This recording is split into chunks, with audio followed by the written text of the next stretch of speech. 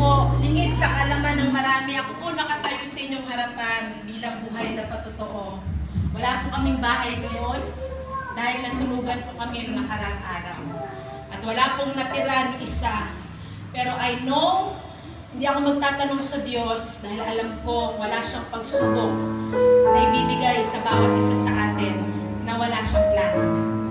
Amen? Kaya kapatid, I challenge you this morning, habang meron kang tinitirhan, habang may buhay ka, habang malakas ka pa, habang andyan yung mahal mo sa buhay, magpasalamat ka na sa Panginoon. Kailan ka pa magpapasalamat sa Diyos, kapatid? Pag nasa banig ka na ba ng karamdaman? Pag walang-wala ka na? Pag lugmok na lugmok ka na, doon ka palang matatawag sa Diyos? Kapatid, habang may hininga, ang sabi ng salita ng Diyos, magpuri at sumamba ka sa Kanya. Amen. I want to take this opportunity na sambahin talaga natin ang Panginoon. Pwede mo ba itaas ang iyong kamay? Hallelujah. Pwede mo ba isipin ang lahat ng kabutihan ng Diyos sa buhay mo? At pwede bang pasalamatan mo siya? Kapatid, alalahanin mo ang mga pagsubok na dumaan sa iyo ng mga nakaraang buwan, nakaraang taon. Halos hindi mo alam kung paano ka makakalabas sa iyong sitwasyon, sa problema ng iyong pamilya, sa inyong mag-asawa. Hindi mo alam kung paano mo bubuhayin ang iyong mga anak. Pero kapatid, kailanman hindi nagkulang ang Diyos sa iyo. At pinapaalala sa iyo ng Panginoon na huwag kang sumuko. Don't give up! Dahil ang Diyos ay tapat sa kanyang pangako. Hindi siya magkukulang at hindi siya magpapabaya sa lahat ng anak niya na naniniwala at nananampalataya sa Kanya.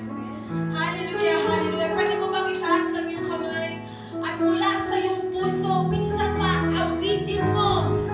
Mula sa iyong kaluluwa ang awitin ito. At sambahin mo ang Panginoon sa Espiritu at sa katotohanan. Kapatid, nakatingin ang Diyos sa iyo. Ano man ang sitwasyon mo ngayon, alam ng Diyos yan.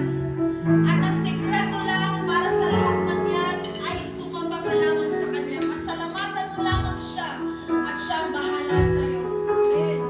Minsan ba sabihin mo, huwag kang bibigay? Huwag kang bibigay, ayaw magsawa. Huwag kang magsawa na mananampalataya sa Diyos. Huwag kang magsawa na maniwala sa Panginoon. Ano man ang problema ng iyong anak? Ano man ang problema mo sa oras na ito?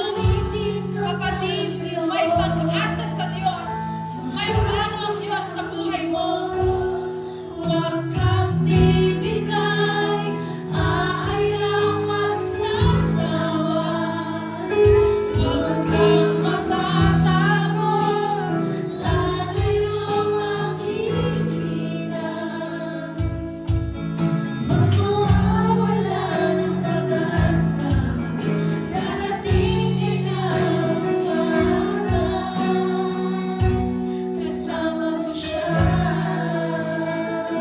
Oh, hallelujah, Jesus. Lord, sa umagang ito, kagaya ng iyong pinangako, Lord God, that in every morn, there is a new morning, oh God. Kung meron mang mga pagsubok, kung meron mang mga kabighatian, kung meron mang mga problema, kung meron mang dilim, Lord, merong liliwanag at liliwanag pa rin. Kaya Ama, sa umagang ito, patuloy kaming sasamba at magpupuri sa iyo. Mas bibilangin namin hindi ang problema, kundi Lord, ang pagpapala, ang kabutihan, at ang katapatan na ipinagkaloob nila sa amin at ipagkakaloob mo palalo. Kaya Ama, wala kami ibang pupurihin